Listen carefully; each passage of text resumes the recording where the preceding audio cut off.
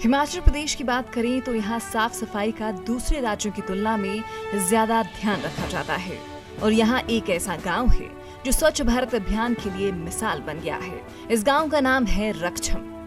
ये गांव हार कर जीतने के जज्बे की जीती जागती मिसाल है और यहाँ के बाशिंदों ने जीवटता की जो कहानी लिखी उसे सुनकर हर कोई हैरान है।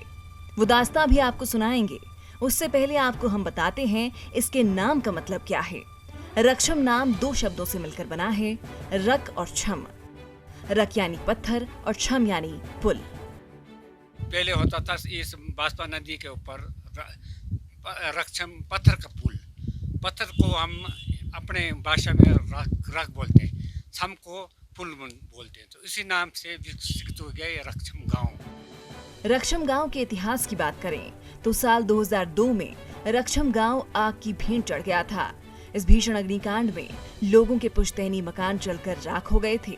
इस घटना में लोगों की करोड़ों की संपत्ति, जेवरात और पुश्तैनी चीजें जलकर राख हो गईं। हमारे यहाँ एक सोसायटी में छोटी का मकान हुआ करता था।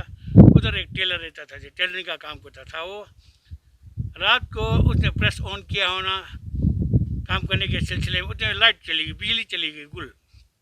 वो भूल गया कि अपना प्रेस ऑफ करने के लिए वो अपना डारा बंद करके चला गया। उसके जाने के तत्पश्चात वैसी बिजली आ गई। बिजली आई, उसका प्रेस इतना गर्म हो गया कि उसका वो खोखा में मतलब कपड़ों में लग गया जी आग। लोग जब तक जागे तब तक आग इतना भयंकर फैल चुका था कि पूरा गांव आग के चपेट में आ गया। गांव को दोबारा बसाने के लिए लोगों ने एक दूसरे की सहायता की। करीब 1.5 से 2 साल लगाकर गांव को फिर से बसाया गया।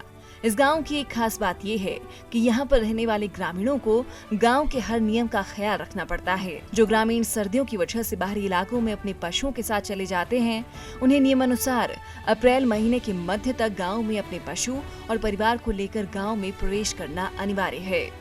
ऐसा न करने पर गाँव उन ग्रामीणों से जुर्माना वसूल करता है।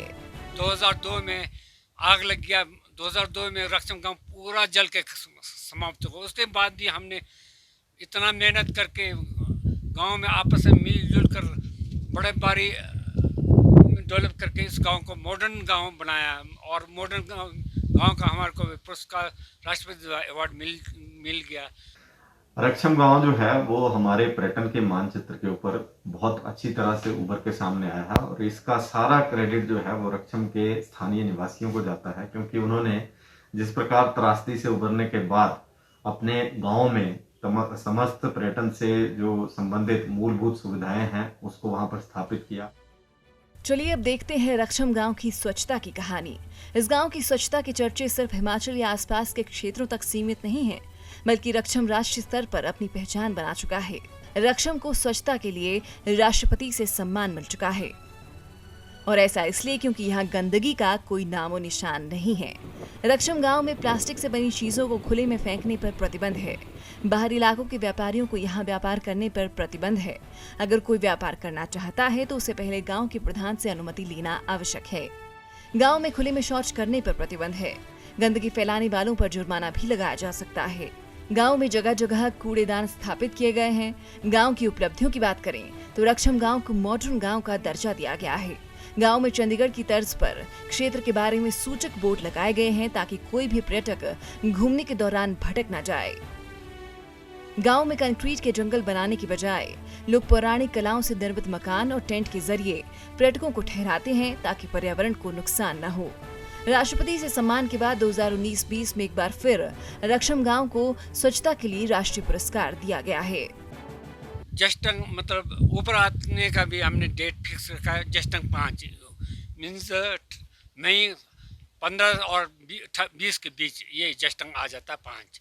उस दौरान कंपल्सरी सब गाँवों को ऊपर रक्षम में ही पहुँचना। गाँव में नहीं पहुँचा तो हम उन व्यक्ति के खिलाफ फिर स्पेशली फाइन रख देते हैं।